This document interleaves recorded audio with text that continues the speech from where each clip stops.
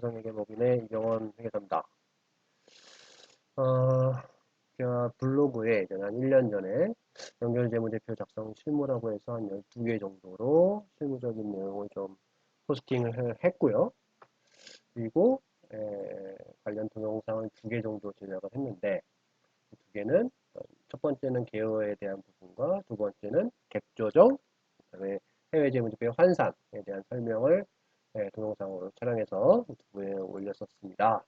그래서 1년이 지난 것 같은데 어떤 분이 좀 왜 안 나오냐고 동영상 하기가 해서 오늘 좀 연이어서 투자자분 상계에 대해서 좀 설명을 드릴까 합니다. 일단 기본적으로 제가 블로그에 올린 내용들을 좀 설명을 드리고 엑셀로 작성한 부분에 대해서 좀 설명을 드리겠습니다. 뭐 연결이라는 것은 뭐 워낙에 좀 난이도도 있고 또 워낙에 또 케이스 바이 케이스로 워낙에 다양한 건들이 좀 많기 때문에 일단 조금 간단하게 쉬운 부분만 뭐 이렇게 좀 설명을 드릴까 합니다. 일단 투자자분 상계라고 하면 결국 지배기업은 투자한 부분 그리고 그 상대의 개념이 이 종속기업의 자본에 대한 부분 이 두 개를 이제 상계를 시키는 개념이라고 보시면 될 것 같습니다. 결국 연결이라는 것은 하나의 회사로 보기 때문에 지배기업과 종속기업이요. 그래서 투자자본 상계도 필요하고 서로 거래가 있으면 거래도 제거해야 되고 채권 채무를 또 갖고 있으면 제거해야 되고 재고나 유형자산 뭐 매각 거래가 있었으면 그 안에 있는 손익도 제거를 해야 되고요. 기본적으로 일반회계 기준에서는 지분법 평가를 또 무조건 해야 되기 때문에 지분법 평가 지분법 관련된 어떤 내용도 제고가 필요합니다. 결국 연결은 제가 항상 얘기를 하는데 잘 합치고 이런 것들을 잘 빼야 연결재무제표가 작성이 된다고 보시면 됩니다. 그 중에 잘 합치고까지의 내용을 저번 한 두 번째 강의 때 좀 설명을 드린 것 같고요. 그다음에 이번에는 잘 빼야 되는 연결의 키인 거죠. 잘 빼야 되는 부분 중에 투자자본 관계를 좀 말씀을 드리겠습니다. 서두에도 말씀을 드렸듯이 결국 지배기업은 그 투자한 금액에 대해서 뭐 지분법, 적용투자 주식, IFRS는 뭐 종속기업 투자 뭐 이런 개정 과목을 쓰고 있는데 지금 투자 금액에 대해서 이런 개정에 써 있고요. 상대에 대응되는 금액이라고 생각이 되는 종속기업에는 이제 자본금, 뭐 주식 발행 초과금 뭐 이런 것들의 금액이 계산이 되어 있을 겁니다. 근데 이제 뭐 대응된다라는 표현이 맞는지는 모르겠지만, 뭐 우리가 투자를 해서 설립을 신규로 했으면 딱딱 일치하는 금액이 있겠죠. 근데 이제 외부에서 샀거나 뭐 추가로 취득을 했거나 뭐 지분율이 100%가 아니어서 뭐 이런 경우에는 금액이 따박따박 안 맞기 때문에 참 어려운 부분입니다. 투자자본 관계는 정말 어려운 부분이고요. 저도 뭐 연결을 뭐 회사 생활 뭐 십몇 년 했지만 정말 연결은 참 어려운 것 같습니다. 그래서 일단 쉬운 것부터 좀 설명을 드리고 그 다음에 어려운 것도 살짝 건드려 보겠습니다. 그냥 요거 작성하기 위한 엑셀로 한번 가보겠습니다. 일단 쉬운 거라고 하면 연결해서 결국 기본율이 100%인 경우가 쉬운 경우죠.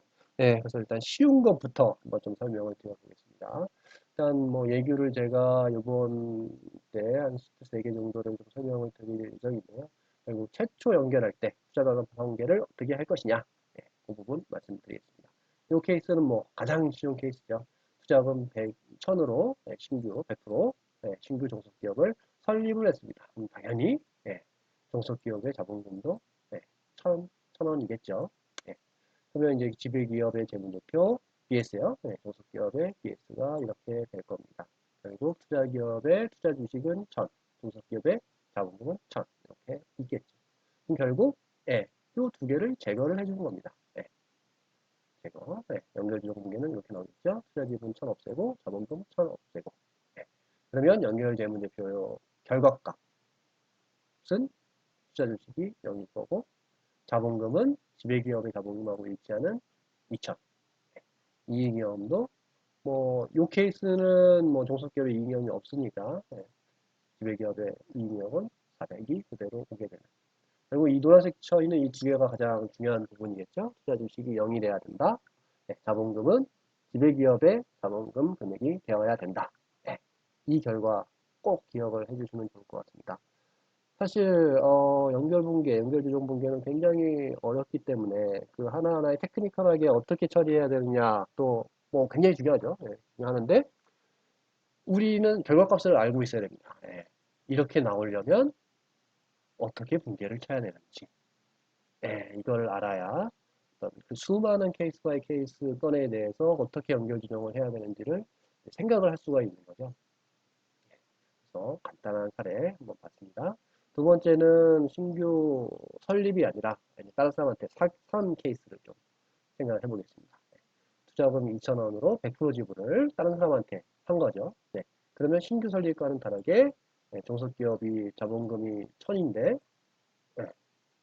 2,000과 투자기업 2,000, 취득한 2,000은 당연히 다른 금액이 되겠죠. 이 케이스에서는 종속기업이 자본금이 1,000이고 이용 500인 뭐 이런 종속기업이 있는데 이거에 대한 100% 지분을 2,000원에 샀을 경우를 생각을 해 보겠습니다. 연결조정분계는 뭐 간단하게 설명을 드리면 일단은 취득 당시에 자본, 종속기업의 자본이 다 와야 됩니다. 결국 1,500원짜리 회사를 우리는 2,000원에 산 거죠. 1,500원짜리 회사를 2,000원에 샀다. 그럼 나머지 차액은 무엇이냐? 그걸 이제 우리는 영업권이라고 하는데 결국 순자산보다 더 큰 금액을 우리는 영업권이라고 합니다. 그래서 영업권으로 계산을 해줘야 되고요. 그럼 연결 결론은 투자 주식은 빵이 돼야 되고 영업권이라는 무형자산이 500이 생기게 되고요. 자본금은 이렇게 지배기업과 일치해야 되고 최초에는 이익요금도 지배기업과 자본금으로 일치를 해줘야겠죠. 다 없애줘야 됩니다. 요 뒷부분은 요 경우에는 별로 해당이 안 되고 다음 부분에 해당이 되기 때문에 다음 부분에서 좀 설명을 드릴게요. 근데 이제 이거에는 가정이 있습니다. 순자산이 공정가치와 일치한다는 가정인데요. 결국 이 자산부채에서 이 장부의 금액은 공정가치와 일치한 케이스죠. 왜냐하면 최초에 뭐 사업결합이든 IFRS에서는 사업결합이라고 하고 일반회계 기준에서는 최초에 연결 종속기업이 될 경우에 결국 이제 장부가액을 그냥 합산해 오는 건 아니거든요.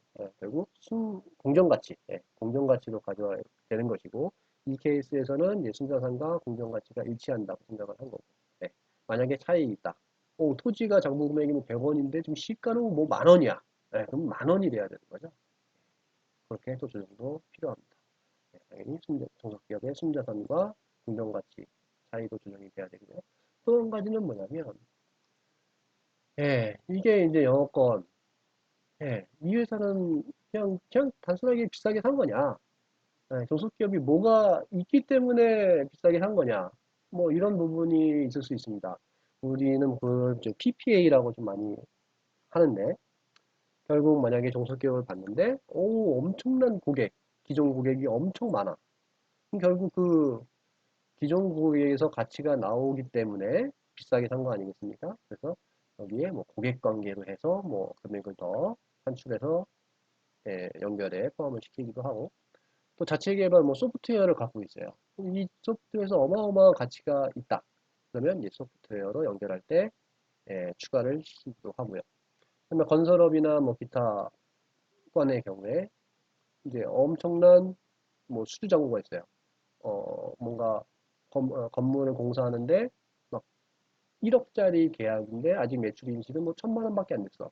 그러면 1,000만 원에서 1억까지 매출을 진행하면서 엄청난 이익을 올릴 수도 있잖아요. 결국 그것도 이제 무형의 가치라는 뜻이죠. 그러면 이 영업권을 최대한 무형자산으로 인식할 수 있는 무형자산으로 쪼개라.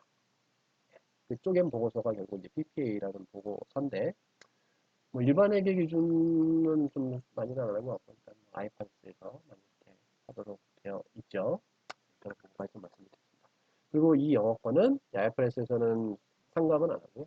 일반 회계 기준에서는 뭐 적정한 기간으로 생각을 하도록 하고 있고요. 예. 너무 길어졌나요? 예. 일단 간단하게. 그 다음에 위에처럼 신규 투자한 이후에 또 추가로 유상증자를 할 경우, 네, 이것도 이제 지금 100%라고 했는데, 설명을 드려보겠습니다.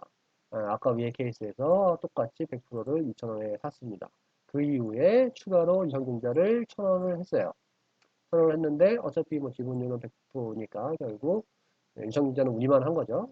1,000원을 유상증자를 했고 그러면 종속기업은 자본금 500이 늘었고 뭐 주말처가 500이 늘었을 경우에 예, 일단은 최초의 연결비용은 그대로 오게 되고요. 추가로 이제 어떻게 하냐의 이제 문제인데 보겠습니다. 그때 이제 결국 요 옆에와 같이 뭔가 산출하는 게 필요합니다. 취득 전, 취득 후, 그리고 변동. 그리고 나는 얼마에 샀냐. 이걸 정리를 해야 되는데 보시겠습니다. 취득 전에 순자산가액은 1,500원. 네, 100% 1,500원짜리였어요. 네. 근데 취득 후에 내가 순자산이 2,500원이 됐고 100%서 2,500원이 됐어요. 네. 그러면 유상증자 전과 후의 차이가 1,000원입니다. 근데 나도 1,000원에 샀죠. 네. 1,000원짜리를 1,000원을 사서 1,000원짜리의 변동을 얻었어요. 그럼 결국 영업권 이런 차이는 없게 되겠죠.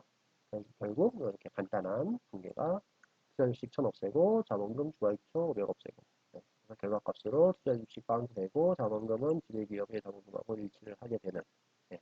그런 그림이 됩니다. 예, 결국 이제 100%일 때는 사실은 이런 변동은 의미가 없고 예, 다음에 설명드릴 100%가 아닐 경우에 조금 의미가 있어지는데요. 예, 비슷한 케이스로 예, 100%가 아닌 경우를 좀 설명을 드려보겠습니다. 예, 지금 11분이 지났으니까 예, 다시 설명을 드릴 수 있을 것 같아요. 자, 결국 아까 결국 자본금과 투자 주식을 상기하는 걸 좀 말씀을 드렸고요. 영업권에 대해서 좀 간단하게 좀 말씀을 드렸습니다. 연결해서 이제 가장 어렵다고 하는 이제 비지배 지분에 대해서 설명을 해야 될 텐데, 아까까지는 지분율이 100%였으니까 비지배 지분이 안 나왔고요. 네, 100%가 아닌 경우에 이제 비지배 지분이 나오게 됩니다. 설명을 드리겠습니다. 비지배 지분이라는 것은 뭐냐면, 나의 종속기업이지만 100%가 아니기 때문에 나머지 내가 60%를 갖고 있다면 40%는 내게 아니라는 거죠. 그게 이제 결국 비지배 지분이라는 뜻이 됩니다. 네, 이것도 케이스 1번 신규 법인을 설립하는 케이스였습니다. 네, 투자금은 600으로 해서 60%를 설립을 했고 결국 다른 사람이 40%를 자본금 1,000이니까 차이인 400원 네, 주주로 있겠죠. 그럼 내가 어떻게 연결을 해야 되느냐 네, 입니다. 결국 아까 예, 회사의 자본을 다 없애라고 그랬죠. 예, 자본 1,000을 일단 다 없애줍니다. 그럼 나의 투자 주식은 600. 그럼 이 나머지 400은 무엇이냐?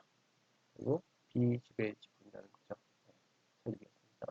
비지배 지분은 뭐 이렇게 여기서는 빼서 했지만 결국 예, 다 순자산의 나머지 지분율 40, 400 이게 이제 비지배 지분이 됩니다. 종속기업의 순자산 1,000 중에서 내 거가 아닌 게 얼마냐? 이게 바로 비지배 지분의 개념입니다. 그래서 보시면 네, 투자주식 방되고 자본금은 네, 기업의 자본금이 돼야 되고 비지배 지분은 내게 아닌 비율이 정확하게 나와줘야 됩니다. 네, 또 최초 설립은 또 좀 설명의 의미가 굉장히 간단하죠. 예, 이게 간단하다고 해서 연결이 간단하다고 생각하면 안 되니까 빠르게 신규 취득에 대해서 좀 설명을 드려보겠습니다. 네, 아까 첫 번째 케이스는 설립, 네, 두 번째는 신규 취득. 네. 보시면 신규 취득을 합니다. 1,200원으로 60%의 지분을 사게 되는 건데요. 네, 회사의 종속기업의 순자산은 1,500원. 네, 결국 1,500원의 60%. 1,500원의 60%는 900원이죠. 결국 900원짜리를 내가 1,200원에 산 겁니다. 네, 그럼 이 차이가 결국 영업권이 되는 거겠죠. 900원의 회사를 60%, 네, 900원의 회사 지분가치에 해당하는 900원, 뭐야. 지분가치에 해당하는 금액이 900원인 회사를 1,200원에 샀으니까 나머지 300원 영업권이 돼야 된다. 네, 연결 비용 보시면 종속기업의 자본에 대한 부분은 다 제거를 하고, 그 다음에 투자 주식, 네, 투자 주식 제거하고, 그 다음에 비지배 지분은 결국, 네, 그 종속기업의 순자산 곱하기 내 거 외 지분율 40%. 그 다음에 영업권을 가져왔습니다. 이렇게 됩니다. 그러면 이제 wak반지를 당연히 1800, 1800이 차죠. 네. 아까도 말씀드렸듯이 만약에 순자산과 공정가치가 차이가 있으면 주동이 필요하고요. 영업권 말고 뭔가 뭐 계약 장거래든지 뭐 확정된 고객이 있다든지 뭐 개발된 소프트웨어 같은 것들이 있다면 PPA 보고서를 받아서 이걸 또 구분을 또 해주는 것이 필요하고요. 네. 네, 이렇게 굉장히 어려운 문제를 처리합니다. 그 다음에 오늘 설명드릴 것 중에서 이제 좀 가장 어려운 부분일 것 같은데, 네, 결국 신규 취득한 이후에 유상증자를 했으면 어떻게 되느냐. 네, 아까 100%일 때는 조금 생각을 기억이 나실지 모르겠습니다. 네, 한번 해보겠습니다. 결국 네, 변경전에는 아까 전에 설명드렸던 케이스 1200원에 60% 케이스군요. 그래서 일단 첫 붕괴는 아까 쳤던 최초의 사업결합 연결조정 붕괴를 그대로 가져오고요. 두 번째 천을 유상증자에 참가를 해서 결국 지분율이 10%를 천원에 한 거죠. 그리고 뭐 이렇게 요거 케이스 보면 자본금이 500명이고 주발주 500명이었으니까 1000. 나 혼자 증자에 참여해서 지분율이 10% 늘었을 경우를 생각을 하는 거네요. 네, 이때는 아까도 말씀드렸듯이 취득전, 취득 후를 비교를 해야 됩니다. 취득 전에는 결국 1,500원짜리 회사의 60%, 900원이 내 지분에 해당하는 금액이었죠. 취득 후에는 순자산이 2,500원으로 있고 지분율은 70%가 돼서 1,750원. 네, 변동은 850원 순자산 변동이 생깁니다. 결국 내가 유상증자를 해서 1,000원을 유상증자를 해서 850원만큼의 종속기업의 지분을 가져오게 된 거죠. 그럼 결국 150원 비싸게 산 게 된 겁니다. 네, 그러면 150원이 영업권이라고 그러는데 한 번 연결을 하고 그 다음에 뭔가 지분이 변동되면 영업권을 추가로 하지는 않고요. 네, 이거는 동일지배와의 거래이기 때문에 뭐 기타 자본 이용으로 많이 회계 처리를 합니다. 그래서 자본 추가로 변동된 자본을 다 없애고 투자 주식 없애고 비지배 지분은 뭐 계산을 이제 할 수도 있는데요. 요거를 한번 설명해 보겠습니다. 사실은 비지배 지분 유일하게 검증할 수 있는 건 비지배 지분입니다. 왜냐하면 이익이익은 이게 맞았는지 틀렸는지 사실은 쉽지는 않습니다. 지금 같은 경우에는 당기손익이 없다고 가정했기 때문에 지배기업하고 일치를 하는 건데 원칙적으로 연결은 지배기업의 이익이익은 플러스 종속기업의 이익이익 중에서 연결 이후에 그 지분율만큼 가져간 금액에 합의되기 때문에 굉장히 검증하기는 어렵습니다. 다만 비지배 지분은 여기 보시면 총 종속기업의 순자산에서 지금 현재 지분율 비지배 지분율 30% 곱한 값이 일치를 해야 됩니다. 이렇게. 그래서 사실은 비지배 지분 검증이 굉장히 중요합니다. 왜냐하면 계속 지분율도 바뀔 거고 계속 종속기업의 이익도 추가가 될 거고 뭐 종속기업의 여러 가지 자본 항목들도 막 변경이 될 거고 하기 때문에 비지배 지분 검증 꼭 하시기 바랍니다. 그래서 비지배 지분 다시 한번 말씀을 드리면 종속기업의 순자산 곱하기 비지배 지분율 곱한 값이 비지배 지분 자본이 되어야 된다. 라는 거. 그럼 오늘 키포인트는 사실은 몇 가지가 될 건데요. 투자 주식이 영향이 되느냐. 자본금, 뭐 주발주가 결국 지배기업과 일치하느냐. 그 다음에 지금 말씀드렸던 비지배 지분은 종속기업의 순자산 곱하기 비지배 지분율 한 금액과 일치하느냐. 이 세 가지를 만 기억을 하셔도 투자자본 한계에 좀 큰 도움이 될 것 같습니다. 이상으로 투자자본 한계에 대한 부분을 좀 마치고요. 네, 바로